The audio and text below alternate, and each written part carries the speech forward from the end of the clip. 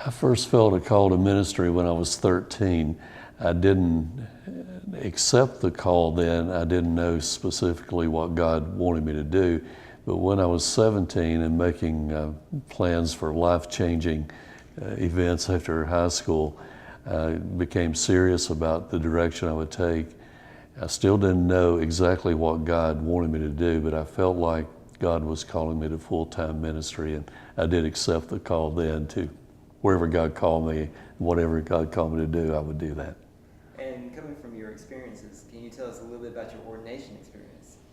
Yes, I was ordained in 1973 at Calvary Assembly in Fayetteville, North Carolina. The speaker that year was Charles Greenway, a very great missionary speaker. I remember specifically the interview leading up to ordination.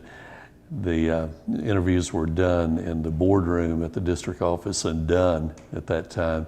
There were 16 men on the presbytery, and they could ask you anything they wanted to ask. They brought you in, and that was built up as being a very intensive meeting. So I had a lot of anxiety going into that room, but it went well, and I don't even remember the questions they asked, but it went good. But I will never forget the anxiety leading up to that interview, but it went well. And the ordination service was a milestone in my ministry and in my life.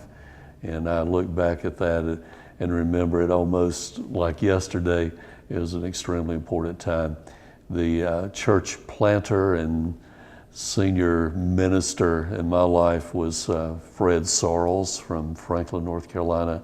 And it was Fred Sorrells who laid hands on me and prayed for me in the ordination service. And that was meaningful. I will always cherish that meeting. So what advice would you give to those who are being ordained? I would suggest that they always remember how important the call to ministry is. It is a high calling.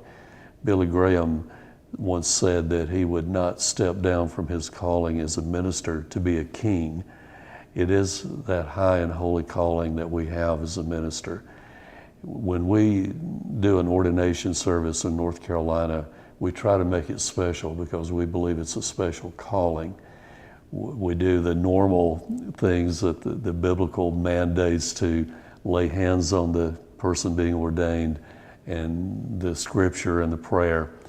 Beyond that, we give a nice certificate and a fellowship card, and then we give every ordained candidate a Bible with their name engraved on it. And then Dr. Kelly places a stole on the ordination candidate. And many have said that placing of the stole is extremely important to them spiritually. They felt like they were actually receiving spiritual authority from our spiritual leader at that time. It is a milestone in your ministry. It's a recognition. The call to ministry is a high and holy calling.